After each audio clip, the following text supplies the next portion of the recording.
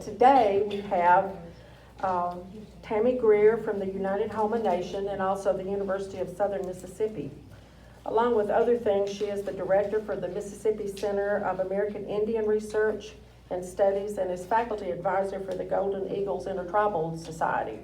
And while we've been sitting there chatting, she's working on building a mound down in Louisiana, but we decided that she needs to build a golden eagle mound, and I figure they'll go for that.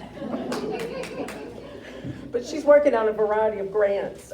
She's just finished one with the Library of Congress, and you see some of the fruits of that, and with the Mississippi Humanities Council, with the Medicine Wheel Garden, and you'll see some cordage up there that our own Jeanette Stone has done. She's done programming with Tammy and the university there. But she started this Medicine Wheel Garden in 2005, and I kind of was on the fringes of this because Merrill Willis and Joe, they were out looking for native plants everywhere. And so I know that they've put a lot of time and energy into Tammy's Medicine Wheel Garden. And Merrill's here today, which is good to see her back from Oxford. So I just want to welcome Tammy, and if y'all would join me in that.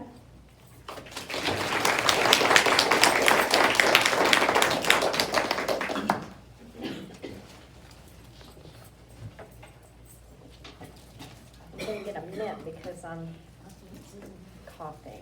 But I want to thank you for coming. This is a talk about what me, and some other Native folks have been doing to wake up our sleeping traditions. And because most all of our traditions have something to do with native plants, it's also a talk about coming back into relationship with our plant brothers and sisters.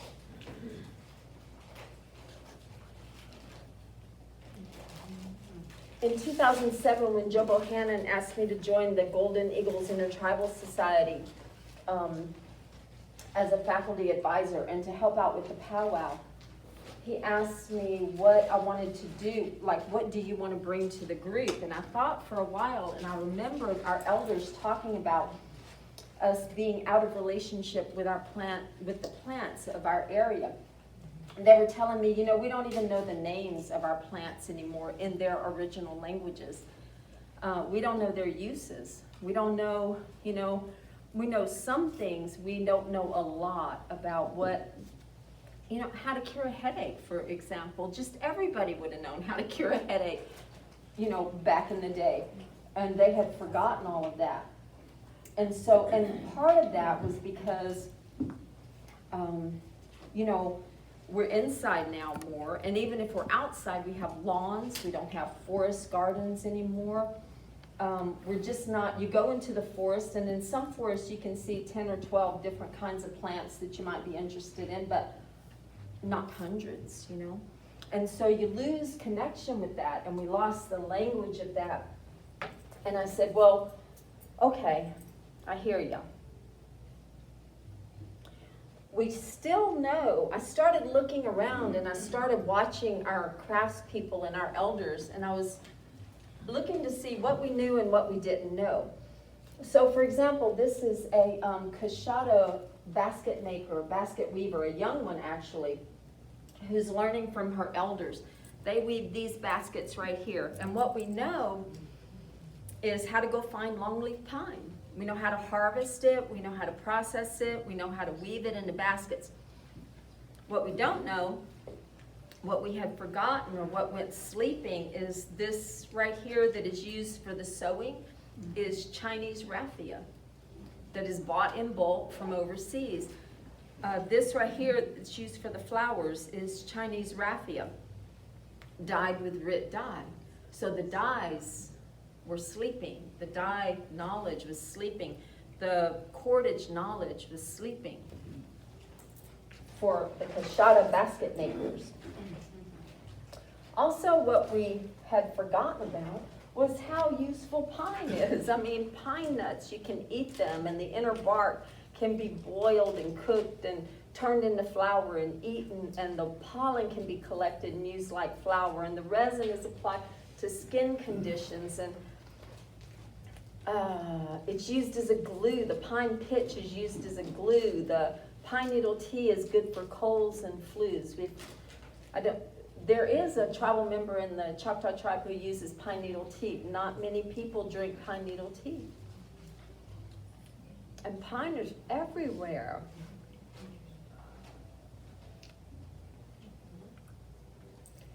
We knew about black willow.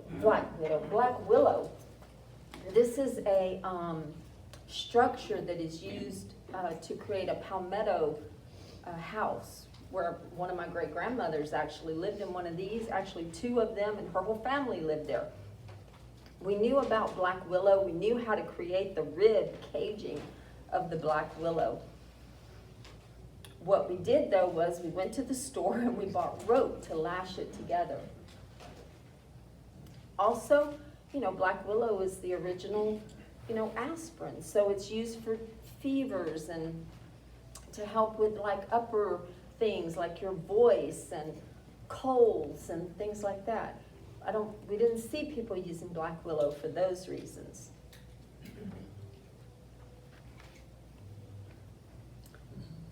This is the tala is palmetto. This is the palmetto that's used. You can see the ribs of the black willow there, and the palmetto is wrapped around, kind of woven in, and we tie the palmetto on with the outer palmetto leaves. We knew how to do that to create this palmetto hut.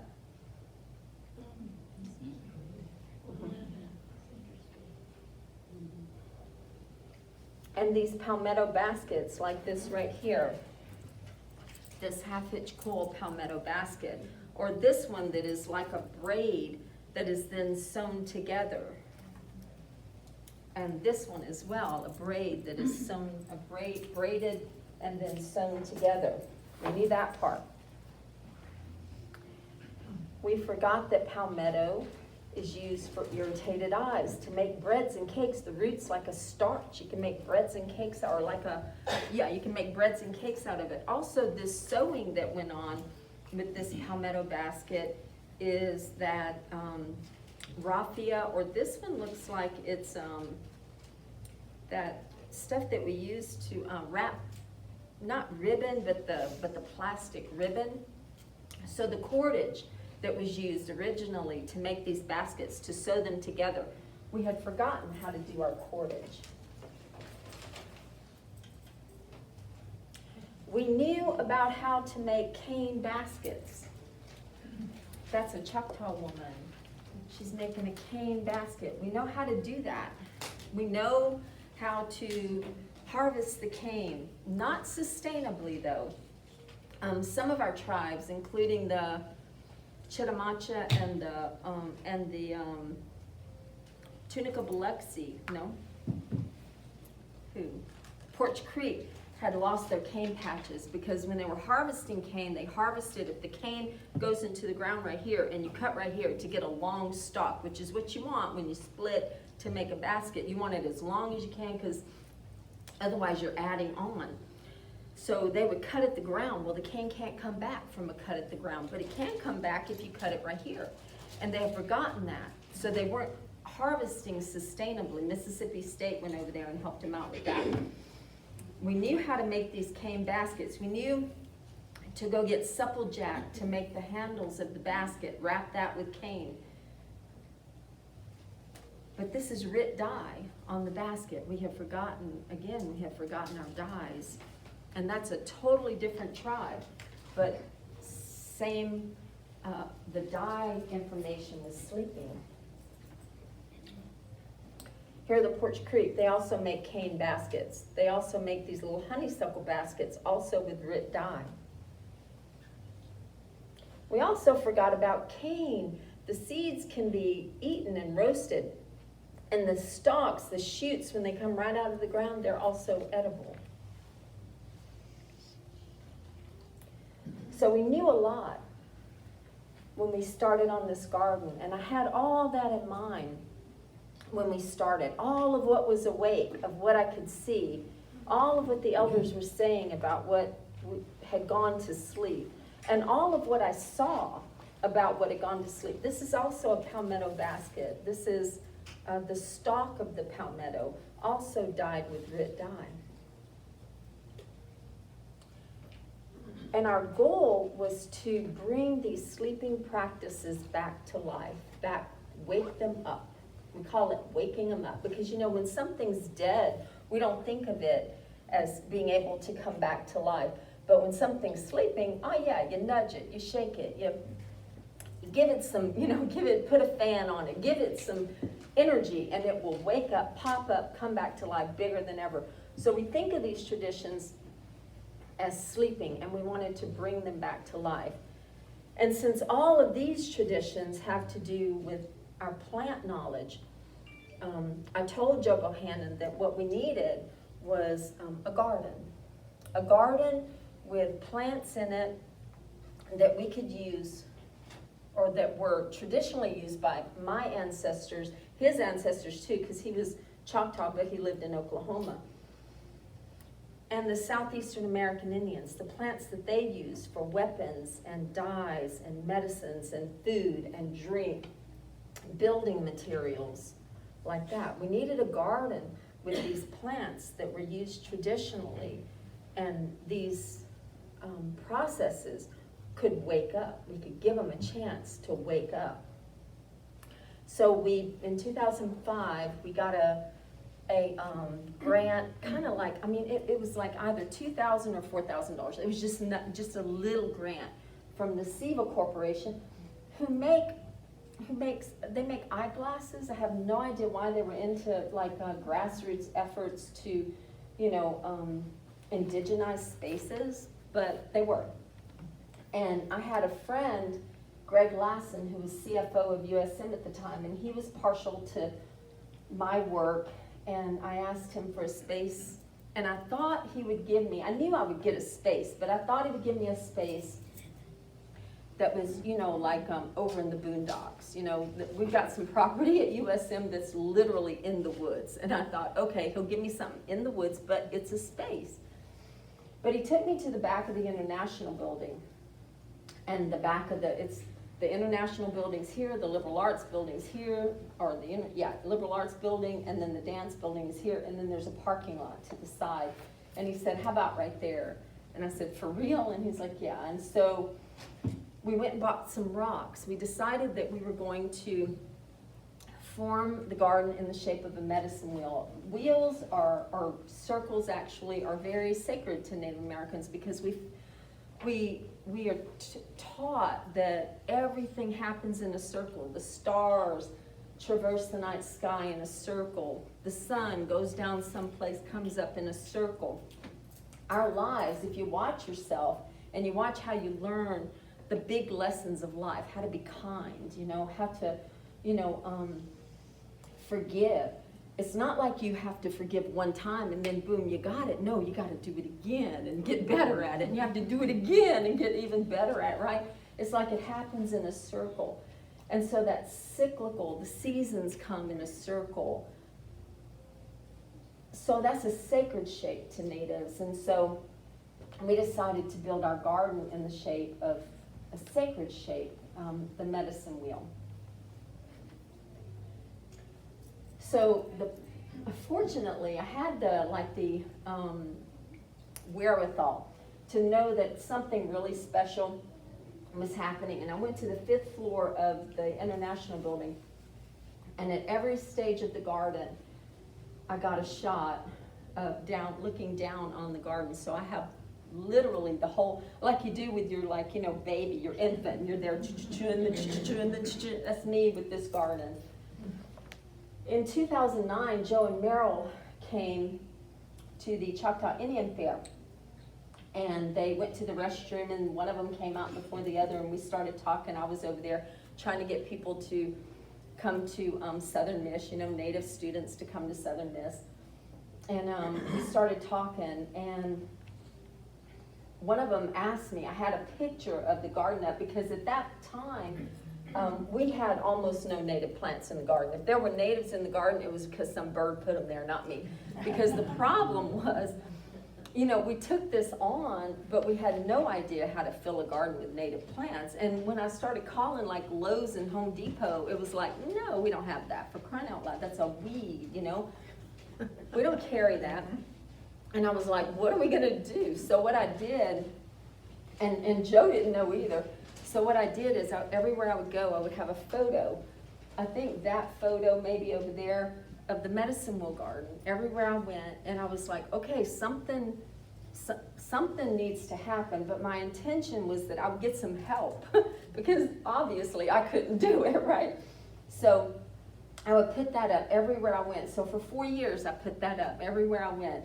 And people would say, you know, what is that? And I'm like, yeah, that's our medicine wheel garden, but it's not like what we want, because what we want is a garden full of plants that were here when our ancestors were using them, plants that were used for building materials and dyes and medicines and food and drink and like that, right? I would give the same spiel. And sometimes, every once in a while, somebody would bring me a couple of native plants and I would put them in the garden. I'm like, cool, you know, better than nothing, right? And here we go, it's gonna be slow. So in 2009, I was at the Choctaw Indian Fair in July, and I was given my spiel. Either Joe, one of them came out of the restroom first, and they're like, what's that? And I said, you know, my spiel was, it's our medicine wheel garden, but it's not like what we want. We want the, you know. And so I gave them my spiel, and the other one came out of the restroom, and they started talking, and they said, yeah, we've heard of that. And I said, oh, really? And they said, yeah. And I guess they belong to a native plant society. And they talked for a while, and they talked to me for a while. And finally, Meryl said, I think we can help you with that. And I said, really? And I thought, okay, a couple of plants will be coming my way. You know, it's okay, a couple of plants. So I went back home, and about a month later, she gives me a call, and she says, yeah, we're going to come bring you some plants. And I'm like, oh, okay. She says, have some helpers. I said, oh, okay, because, you know, you've got to dig holes and everything. So they showed up on I think it was a Friday night, at the garden with their sequoia full, the back of it was full of plants, just bucket loads of plants, pulling like a 50-foot trailer that was full of plants. And in one weekend, we went from having not a native plant garden to a native plant garden. Yeah, that's how that happened. So from there,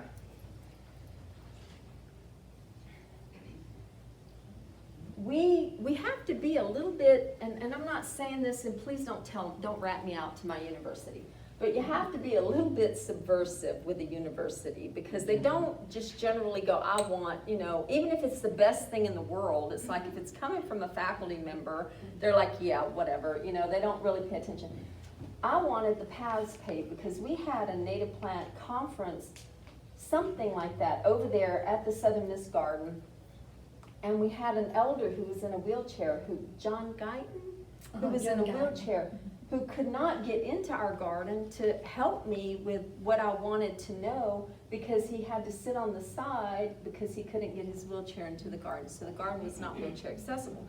So one of my students had a disability. He was legally blind, not totally blind, but legally blind. And he told me one day that there was an audit at USM of handicap accessibility. And I said, well, go over there and tell him that the garden's not handicap accessible. And he did, and the very next day I got a call, and they're like, what can we do? The garden's not handicap accessible. And they said, what we're gonna do, he's like, what we're gonna do is we're gonna run a sidewalk from that sidewalk all the way to the other sidewalk. I said, okay. I said, that sounds to me like you want to put a freeway in right through the garden. And I said, the garden is not like it's not like the I-10. It's like a destination. It's not like a path. It's a destination.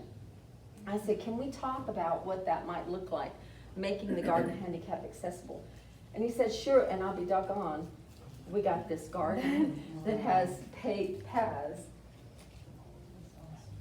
And then Meryl went to, who was it, Meryl? B&D Concrete and people. And they gave us paint to paint the paths to make it a true legit medicine wheel with yellow coming off in the east and black in the west and red in the south and white in the north, which are typical colors of a medicine wheel.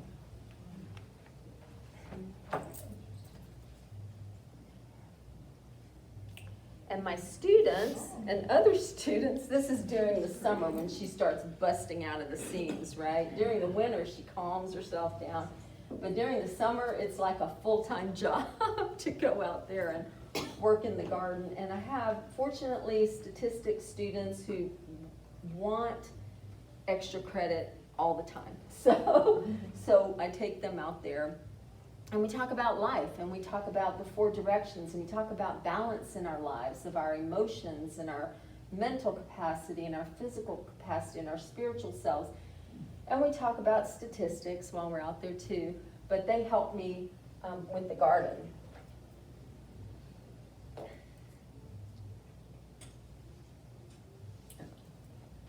What did I do?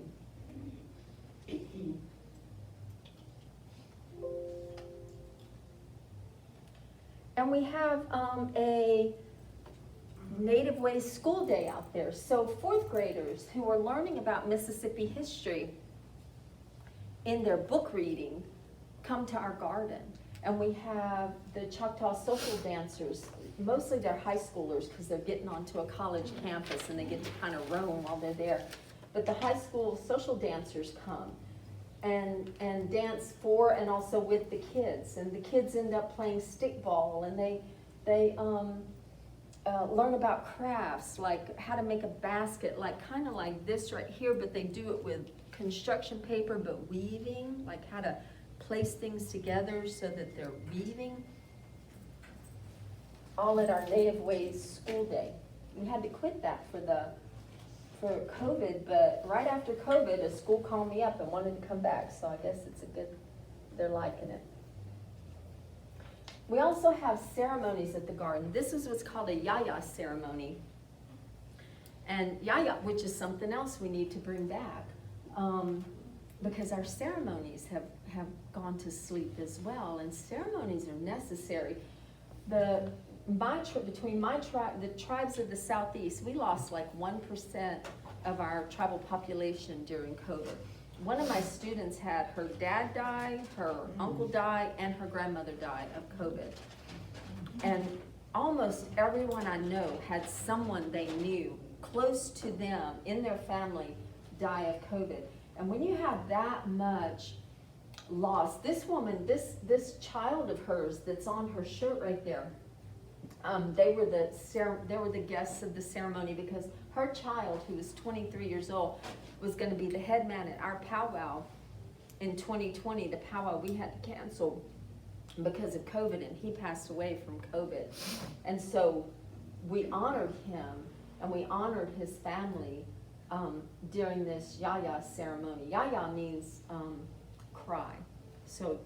And basically the ceremony is about, and we need this, the ceremony is about mourning the loss of someone or your family, or, and then moving forward from there, like acknowledging that that's a huge, huge loss. Yes, it is. And now we have to move on. So at the end of the ceremony, there's this, you take a comb or something and you comb the person's hair, and you put, you wipe their tears. You see that black handkerchief right there. One of my tribal members went over and wiped her tears and combed her hair. And like, now, okay, let's go, because life is gonna go on now. What a beautiful ceremony. The drum right here, when they started playing, they had written a song for, the guy's name was Ryan, the tribal member who passed, who was gonna be our head man. And when they started when they started singing that song, the wind started coming through and blowing everything. And I was like, okay, this is awesome. It's like, cleanse us out, blow it out, let's go. Yeah.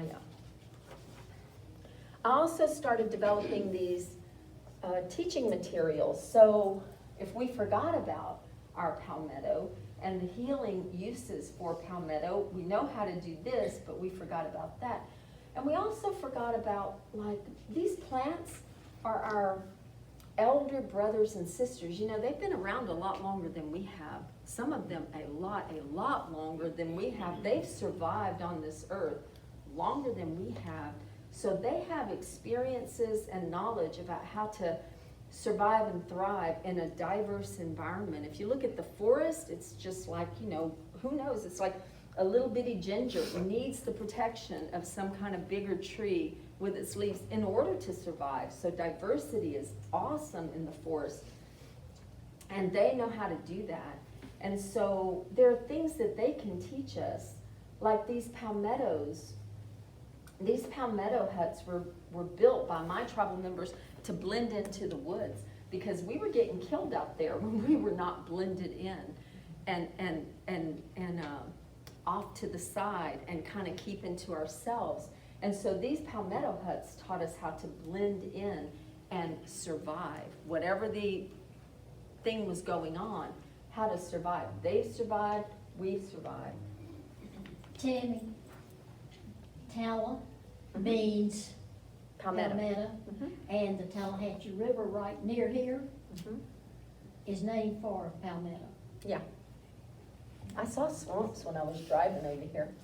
We built also, we created also these, not banners, but posters of plants and their uses and their names, so that people could look at them and start recognizing and remembering and saying, oh yeah, my mom used to use that. Everybody knows sassafras, but my mom used to use that, and here's how she used it. So it just sparked that, just wake them up, just wake it up, just wake it up.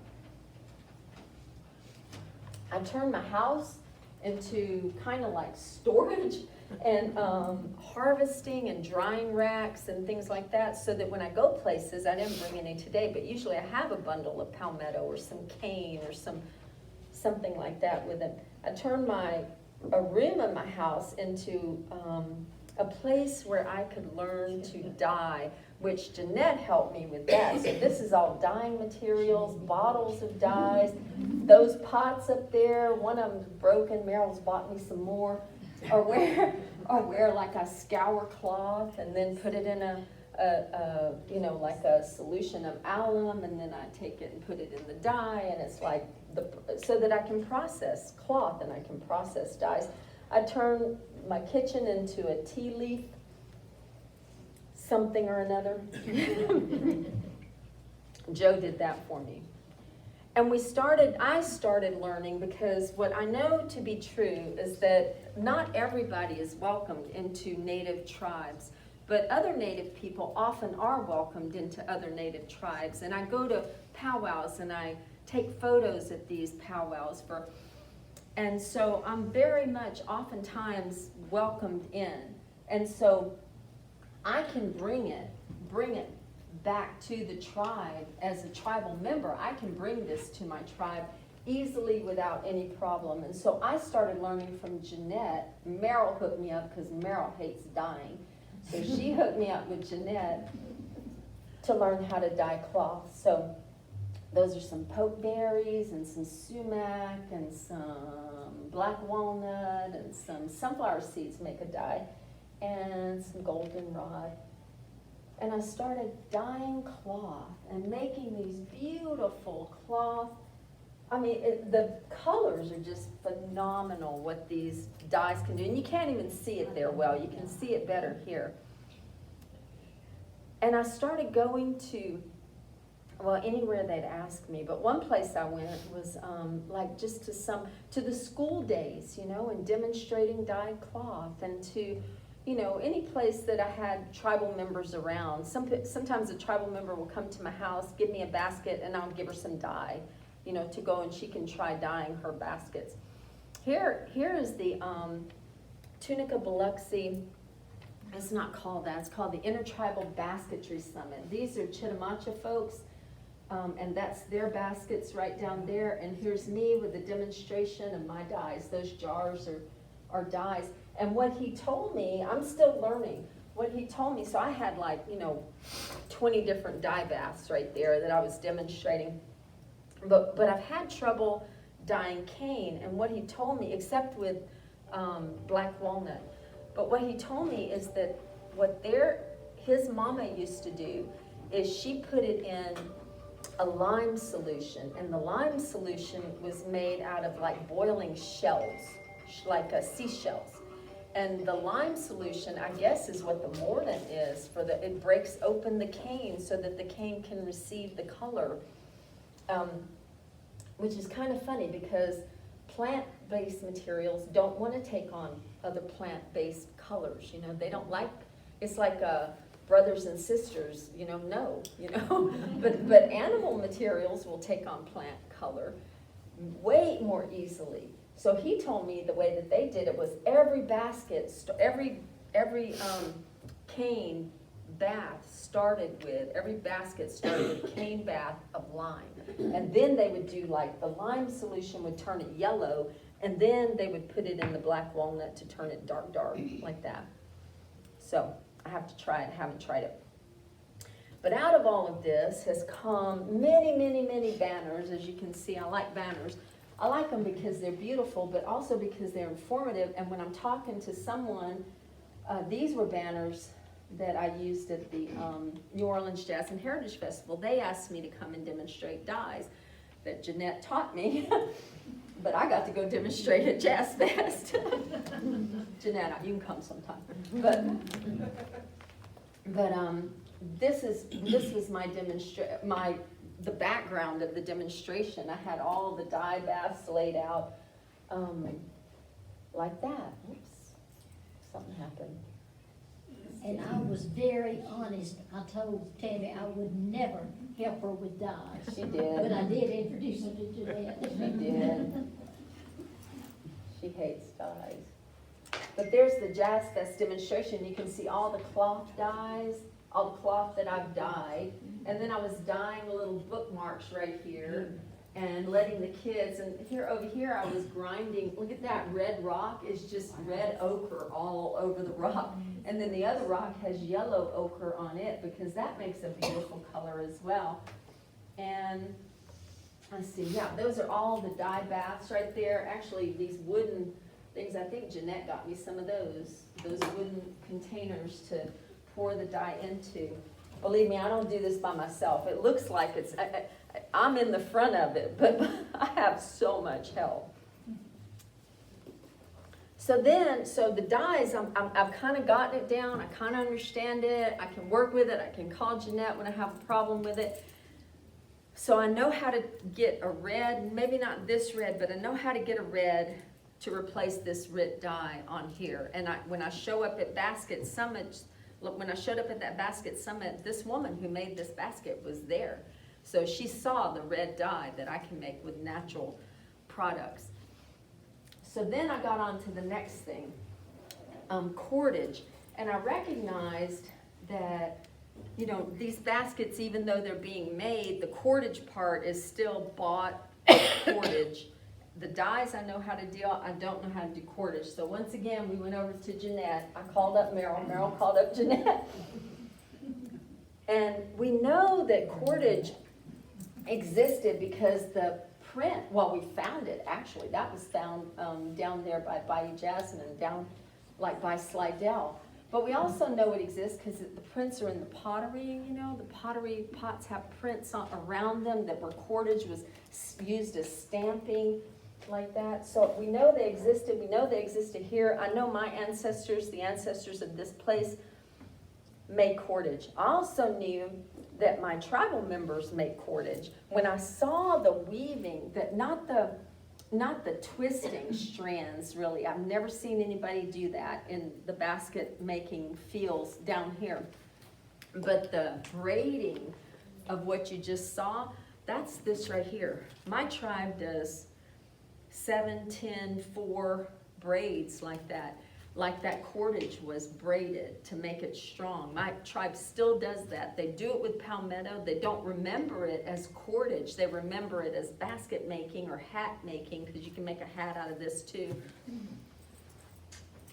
But they remember how to do it. This kid right here, yeah, he made himself like a Greek helmet. Yeah, from his grandma, his great-grandma, actually, his great-great-great-grandma. This is a 4-generation thing for these people down in Dulac. But it's the process of this braiding, this cordage making, using palmetto that they're doing, and I recognize that. this is the whole family, and you can see their grandma and all of them and all those braids that they're doing. So I thought we need a cordage workshop, because then we can take this basket right here and make this out of cordage, dye it with native plant dye, if we want to. If we don't, we don't have to, if we want to. And so I wrote a grant with Mississippi Humanities Council for 4 events, and the first event was a cordage event, and Jeanette came down and worked with us on that. We're gonna have a shell carving event, a plant-based pigment event with Robin Whitfield, who's down the road, and we're gonna do plant medicines as the last. All things that need to be brought back, to be, let's wake up now, we can do this, we can do this. Yeah, here's Jeanette. We had somebody brought hominy, even some my friend right there, she's from the Mississippi band, she brought some of her kids with her. That little redhead's not hers, but the rest of them are. But what was so neat with that, when Jeanette did the cordage, these great big Choctaw men would start twisting to make their little rope cordage thing. And they were working 15 minutes after Jeanette got through with the program. It was just unreal. They really enjoyed that. And some of them will say, when I start bringing stuff like this around, they'll say, oh, I remember. They remember, but they have forgotten, But when I start doing it, they remember, like the dyes. They remember. I remember my mom used to use, like that, which is so cool, because it's not totally gone. It's just sleeping. The other thing that's sleeping is our understanding of what it is to be physically healthy in Indian country. And so we have an average age of death that's about 20 years less than the general population. So in the United States, people live on average to 78 years of age. We live till about 54 years of age on average, Southeastern American Indians. We have the biggest culprit, the biggest problem is diabetes. So I'm working with the Telenutrition Center and a friend of mine, Jennifer Lomax, who's a dietitian, and we're working on bringing back our healthy ways. It's called the Okala Achukuma Project, which means healthy people. We're bringing back healthy people. Traditionally we lived in communities that were now they're about 30 minutes away from each other by car or by boat. But traditionally we would walk that distance. And so we would walk from community to community to see our relatives. And on special occasions and on ceremonies days, we would walk from community, and we walked everywhere. Down in my tribe, we boated everywhere. We canoed everywhere. We pulled in dugout canoes everywhere. We had a very physically active, community. We don't have that anymore. We've forgotten that that's an important part of being healthy people. Also diet. We were given commodities, flour, sugar, cheese, big blocks of yellow cheese. That is so not healthy. And we used them and we needed them, but now, we need to get away from that. And so we're looking for ways to integrate our cultural teachings about health and about the meaning of life and about what a long life gives us and our children into our interventions so that we can be healthy people again. Here's my friend Pearlie, who passed away from diabetes, out there cooking in a black pot. We have such tight-knit communities, and we want to use that to our advantage to, if we can get the community going on something, the individual people will get going on it as well.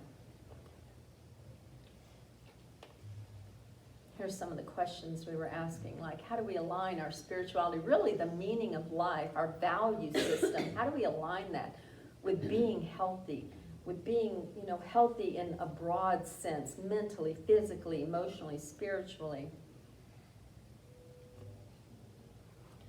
Recently, last year, I guess, a year ago, what I heard from my elders is that, especially Miss Janie, because she will talk about it, is that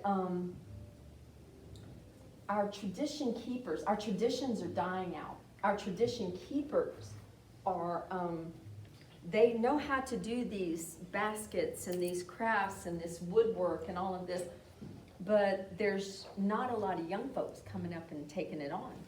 And they're worried about that because, you know, these palmetto huts and these, you know, moss dolls and these, you know, this is like, they're defining features of some of our cultures. And we're gonna lose it if we can't have a younger generation taking it on. And also she was saying that, you know, that a lot of the tradition keepers, especially this Billiot family over here, feel like they're not of value. They don't feel valued. And so we wrote a grant to the Library of Congress. They had a community, let me see if it's in there, community collections grant. And they asked people to go out into their own communities and do this, do these interviews with people who they want to have archived in the Library of Congress. So I went out into my community with a interviewer and a photographer, videographer, and we interviewed 20, I believe, of our tradition keepers. And in doing so, elevated them. I mean, they felt like heard and seen. They talked about not being able to go to school, not having a school that went up past 8th grade, never really being able to get an education until they built a high school in town specifically for Indian kids because they couldn't go into the schools with the white kids. And so they talked about how that, everybody talked about that, which meant to me it was heavy on their hearts and they needed to say it, you know? And so they said it. Then they talked about how, what, you know, we can be doing better to elevate, you know, the traditions and the cultural things that they can do, and how, you know, the tribe, you know, really doesn't have time to make space for tradition keepers sometimes, and how we need to be able, but they need space and they need to be integrated into what's going on in the tribe, and they want. So what we did is we promised the Library of Congress to use their money to do these interviews. They all got paid for that, and they got paid well. We got paid less than they got paid. Let's put it like that, a lot less. Like we got 1/5 of what they got paid for an interview. I didn't get paid anything, I just got paid travel. But I wanted to put most of the money into them. So we paid them for their interviews. We paid them to take us out like here and show us their process, show us what you're doing, show us how you go collect your basket material, show us what you do with it. So we have process videos, interview videos, and then I promised the Library of Congress that I would make each of the participants a banner so that when they go out selling their stuff, like Miss Janie now can go out and set up her stuff like this and have this banner on the side. So that describes Miss Janie. And they loved that. And then I told them that I would make these cards for them so that you can see who they are, so that if people want to get in touch with them later, or people want to, you know, invite them somewhere, they have something they can write their address or their number on or something, these cards. So we did all of that. The Library of Congress grant ended, let's see, I think it was weekend before last, with a final event. This is just one booth with 2 banners. We had like, you know, 10 or 12 of the participants out there with their banners up. But this is one booth of the, I guess that's the basket weavers, where we went and had a final event. We built a palmetto hut, we built a mud oven at the Los Islanos Fiesta in St. Bernard. So we're waking it up. It's not only important to wake it up. Once we wake it up, we've got to give it value. Like if a basket maker is going to go through the trouble of dyeing her own raffia, not even raffia, dyeing her own cordage, finding the cordage, putting the cordage in there, figuring out how to sew it in there, and then all of that, we gotta pay more for the basket, that's it, right? So, in my mind, I'm like, when we elevate these basket makers, what we're doing is we're saying, yeah, they're worth it. Yeah, that's worth it. This is worth it, to be all native dyed, all native made, all native. It's worth it. And so I thought, what's gonna, that's showy for them. They loved it. That's showy, and at least it says, yeah, it's worth it. They're worth it. Our tribal customs are worth it to hang on to. Yeah. Recently, we got a little publicity at the garden because there was a film. Truthfully, here's how this happened. I'm almost done, but am I running out of? Am I okay? Keep going. Okay. Truthfully, this is how this happened. Somebody called me up and said, can we come and film this girl from your tribe who doesn't know a lot about her traditions? Can she talk to you and we can film it? I thought, personally, that it was a student project. You know how some kids will do that? It's like, oh yeah, I'm gonna go interview Dr. Greer, or whatever, right? And I'm like, yeah, sure, whatever. So I show up in like clothes that I was using to work in the garden, honest to God. No makeup. I mean, I was not dressed at all. And I still didn't know when they left what was going on. I was just like, yeah, I talked to a girl, right? They made a movie, and the garden's in the movie. The movie's not out yet, but here's my face, big as day, ugly as all get out, because I didn't put, I'm just like a mess, because I wasn't really, I had no idea what was going on. I didn't even know when they left what was going on. I was just like, yeah, whatever. And they made a movie, and so when I saw the movie, they invited us all down. There were like 3 or 4 of us that were being interviewed, and they invited us. And when I saw the movie, I'm like, oh, okay, let's bring it to Southern and, elevate the garden, right? So it's like now the garden has been in a movie. Me too, but the garden has looked good in the movie. So we did, and we went to the Joe Paul Theater, and we had a packed house. We had a full house, not packed, but a full house of people at the movie. And then we invited people after the movie, after a little bit of a Q&A, to come out to the garden. And a bunch of people came out to the garden, and I talked about the medicine wheel and the meaning of the medicine wheel and the meaning of the directions and the meaning of the garden, like that. There's me in this outfit, actually. And look at the garden. We lit the garden up. We put, is that not beautiful? We put, oh my gosh, you should have seen. I said, oh my gosh, she's got her makeup on and her lipstick. She was gorgeous. But we lit the garden up. It was magical. I mean, honestly, it was magical. It was beautiful. And we exposed a lot of people to what we're trying to do with waking things up. Yeah, I don't know what the heck that is. Okay, we've also built other gardens. This is that's not the Bayou Lacombe garden though. This is the garden at the Homa village. Let me just show you that one again. This is the garden at the Homa village in Oasis Lanos. That was that area I just showed you a picture of with the banners up, but this is without any of that. Actually, this was a few years ago when we barely had anything going on there. But we had a palmetto hut there, and when they took the palmetto hut down, I was like, yeah, let's build a medicine wheel garden right there. And they're like, yeah, and so we did, right? So we did. And we have another one in Bayou Lacombe. That's the one that's messed up some kind of way, because that one's not Bayou Lacombe. We're also building, so let's wake it up. The plants are needed in order to wake up these traditions. The plants are integral to these traditions. They're needed. So wherever we have a garden, that's where people are learning about these plants. Once they learn about the plants, they learn about, what we used to use for red and white. And I don't know if we had a blue, but we certainly had a purple. We're also building, we are down here in the Southeast, we were mound building people. We had organizational skills that brought large groups of people together to build these huge mounds that you see all over the Southeast. There are hundreds of mounds in the Southeast, thousands probably in the Southeast. And you have to actually knock them down to get rid of them, because they were built by people who understood clay and understood dirt and understood how to put things together in order to make them stay for thousands of years, not 100, thousands of years. This building will be gone before those mounds are gone.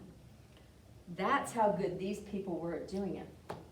Well, we got a grant from Prospect, New Orleans recently to build a mound down in New Orleans on the Lafitte Greenway, a place that's being kind of refurbished and redone or whatever. We're gonna have a mound. I wanna put, nobody knows this, but you see my little drawing right here. Nobody knows, but I think I'm gonna try to get a medicine wheel garden going in there. We know we're gonna have a stickball field in there, but you know how I bring, that's how Meryl found out about me not knowing about native plants, was I had the intention, right? I just put the intention out there all the time, and now all of you can help me with the intention. Because we need that, right? We need that. If we just put plants in around the garden, people will mow them down. If we put them in a space, right? And we call that space, like, we talk about the meaning and the sacredness of that space, they won't touch them, and they'll, go on for a long time. So that's the intention. We're going to build a mound in New Orleans. We're a mound building people. We're going to remember how to build our mounds. We're going to bring it back. We're having these events over here. I'd like for you to come if you're interested. So here's what I see happening. A friend of mine asked me to do a talk about, not a talk, write something about wolfberry. Well, it was my idea, really. But she wanted me to write something, and I said, okay, I'm going to write about wolfberry. Wolfberry grows over there in Aldegene Falls, where those people are getting moved out because the land is being eroded and the Gulf is coming up and going to eat them out of house and home. And so I said, I'm going to talk about wolfberry. Wolfberries, and so I started researching wolfberries, and I came across this whooping crane. And whooping cranes used to be all over the place in the south. They would migrate from Canada to the south, like southern Louisiana, southern Texas, Florida, like that. But the whooping crane population was pretty much decimated. All their elders had died off or were killed off. All their elders were gone. Because their elders were gone, the youth did not know that they had a culture of migration. Now think about that. That's where we are, huh? That's where the natives are. We were decimated. Our elders are leaving us at 54 years. How does cultural transmission occur when they're not even done working and they're already passing away, right? So the whooping crane had this problem as well. And so they would stay up in Canada. People would feed them, they would stay up in Canada. But that's not healthy, is it now? Because exercise is part of being healthy, huh? Their flights down there gave them wolfberries. Wolfberries are like goji berries, super, like antioxidant or whatever, super healthy, right? Super healthy. They were missing out on that, staying up in Canada. So these researchers figured out that they would try to help the whooping crane remember their cultural practice of migration. So they dressed up all in white because they did not want to, they didn't want to become a whooping crane. They didn't want the whooping cranes to become people. They wanted the whooping cranes to stay whooping cranes and remember their culture of migration. So they dressed up in white. They got in these little aircraft, these little light aircraft, and they flew the whooping cranes up and down. They would go, down for the night, and they would sleep, and then they would go back in the air, and the whooping cranes would follow. They flew them all the way from Canada down to the Gulf of Mexico to a place in Texas where there are wolfberries. And they ate wolfberries as like 40% of their diet down there. And you know what? They did not have to come back and get them, because once they reminded them of their culture, they flew back on their own. and now they migrate. They got it back. They got their culture back. And what I see with what Jeanette is helping me with, and what Meryl's helping me with, and what you guys do actually is a museum, holding on to something until somebody comes and gets it and says, yeah, that's part of our culture. Let me figure that one out and bring it back to my tribe where it used to be. I see me as one of these people who were flying people down. I'm not a basket weaver, but I can fly the basket weavers down to learn about plant dyes so they get their culture back, huh? If they want that, right? Mm-hmm. Yeah, so we all play a part in that because all of us have, especially at museums, especially at places, libraries, and places where they're holding some knowledge of our cultures. We're like the whooping crane, you know? We'll remember, we'll get it back, we'll wake it up, right? We need like that little help getting over, like Jeanette came, that little help getting over. I mean, I'm a dye person now. I can do it, and I can share it. And it's waking up, and it's gaining interest, and it's exciting like that. And I appreciate you guys holding that, some of you, for us to come back and get, and I appreciate you coming today. Thank you so much. I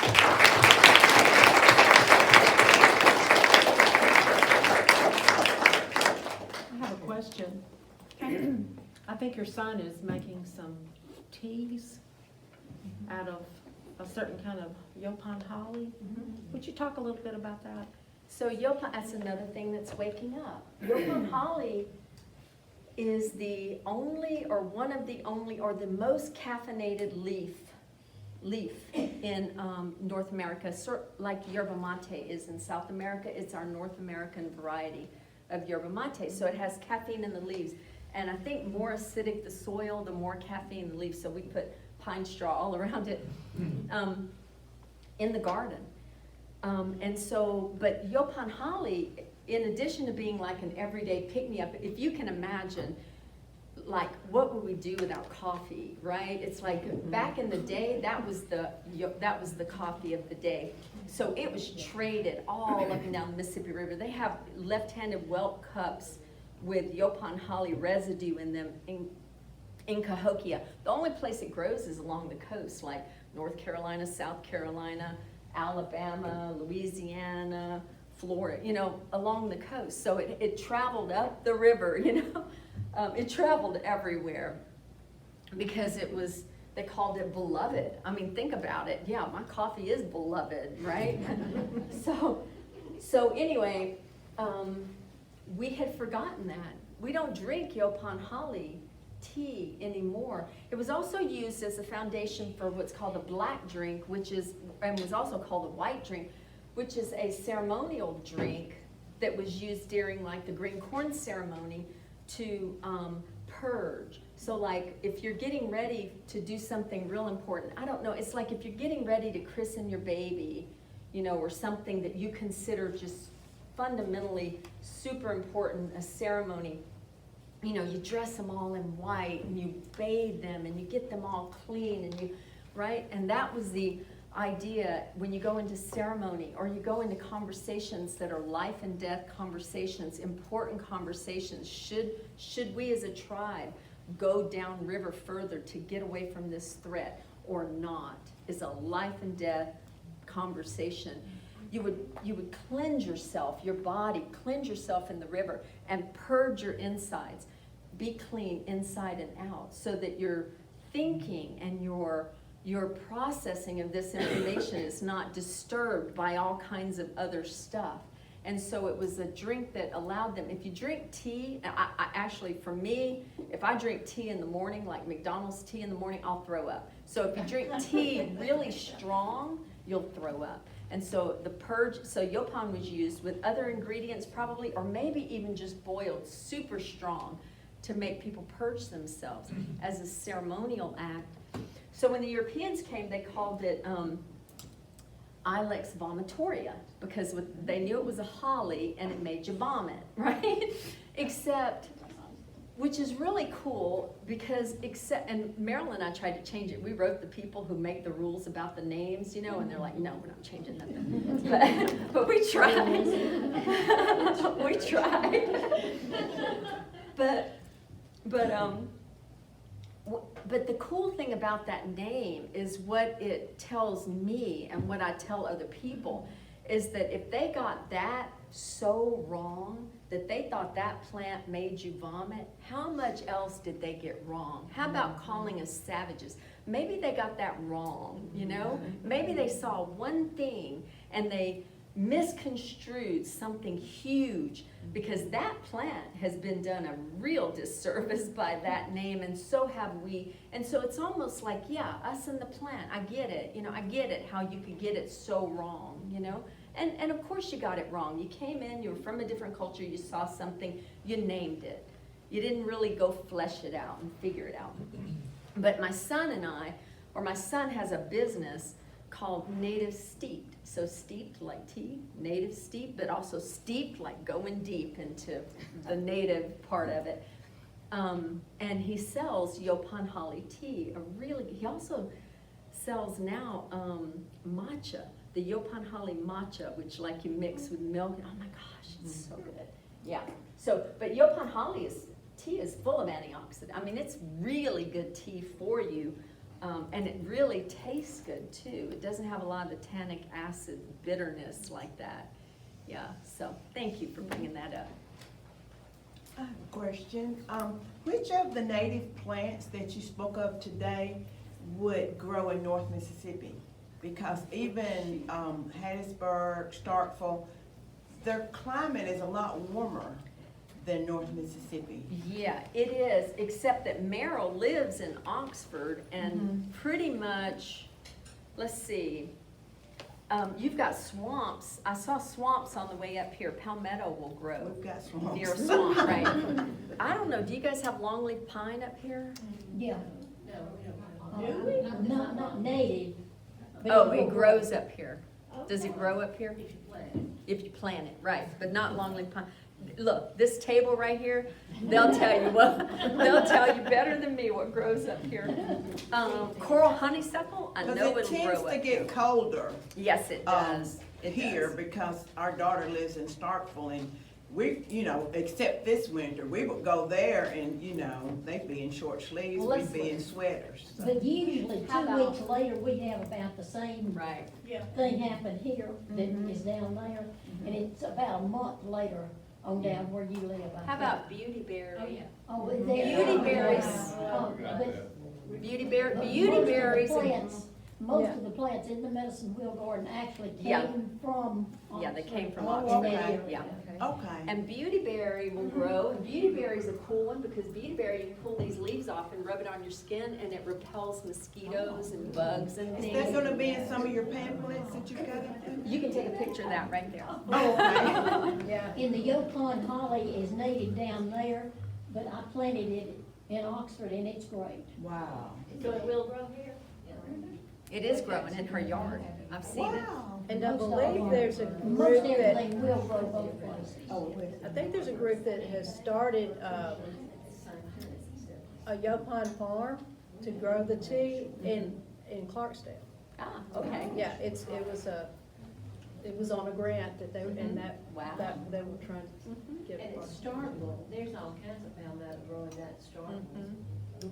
Well, there was a Palmetto village or something in Tupelo. There's a little area that's called Palmetto. Yeah, they sure does. Because of the and. Oh, that's Tallahatchie River. true. They do have a community And called Palmetto. Tallahatchie means. I didn't know why it was called that. Mm-hmm. Tallahatchie means Palmetto. Yes. Where can we purchase your son's tea? Oh, native steeped. Just Google native steeped, and you should find it. See if you do, I don't know. If you don't, I'll call him and tell him, get it up and running. When's your book coming out? Right? Yeah. Oh, somebody she had them with her. She needs to. She has a big. Hey, I think you are thinking about more on maternal though. I'm bugging her on maternal. I was thinking on the way up here, I need to, there's, some of these I have, let me see which one. There's only one native tortoise on this side of the Mississippi River, and it lives down near her. It is the gopher tortoise, so I want her to do that one. Oh, yes. What's the significance or the purpose of Indian mounds? Lots of different purposes, but some of them were used as burials. So what natives down here would do, for the most part, is they would lay out someone and let the flesh come off the bones, and then they had special people called bone pickers who would grow long fingernails and kind of scrape them kind of like a buzzard. They were like the buzzard clan or something. Scrape the bones, so that, like the undertakers do. That's a sacred task, dealing with dead, dealing with the bodies of the dead. It's a sacred task, kind of scary, but sacred, right? Then, okay, so now the bones are clean, right? Then they would go into a bone house and lay out kind of like a skeleton would lay out. And then they would go into a basket and then be put on top of the ground with dirt over, so burial mound. So the burial mounds usually are like conical shape, like this. Then they had mounds that were more like, kind of like a flat top pyramid, kind of like a pyramid looking thing, flat top. Those were more ceremony based, so like usually an important person, or maybe they would have a council house on top of that. Like we had, Homa had a house on top of one of those mounds like that down on the river, somewhere on the Mississippi River that I think Iberville or somebody talks about. And it was a ceremonial house, so there were like wooden carvings engraved into the poles of the house, and there were colors on the house, and it was, I mean, it sounds like beautiful, although a little scary also, but beautiful. So some of them, like the real tall ones, were like that. And sometimes if there wasn't a house on there, it was like a place to like I'm gonna talk to everybody, or I'm gonna, like a platform, like you would like in a play or something like that. Also they had, it wasn't just a mound though, sometimes it was, but lots of times it was like looked like kind of like a village set up. So they would have houses around, and they would also have a stickball field or a chunky field. So the men could get out there and the women could play, and exercise basically, and also in their exercise become better hunters. So they had a huge like football field size area for chunky, and then later for stickball. But yeah, so different uses. Sometimes elevations for homes, because they often, a lot of mounds were built near water, and the water rises, your home is up here, you don't have to worry about that, Yeah. Have you been to the mounds at Poverty Point? Yes, ma'am. Because there's an effigy mound already there that The bird. the eagle that Southern might be interested in. Mhm. Yeah, we're gonna be doing that. Yeah, that was a good idea, yeah. Right, but huge. So I'm thinking of one near the garden to fill up a space, because that garden area, the garden is beautiful, but the space around it, I mean, they can't even grow grass on it. It's so strange. Like that right here, there's no grass even growing. Right here, there's a fully developed, fully functioning, beautiful one, garden mama, Yeah, it's very, so we gotta do something about that. Just waiting on it. It is, it's saving space. Yes. That's what I figure, saving space. Like me, like I was saving space for the native plants, yeah.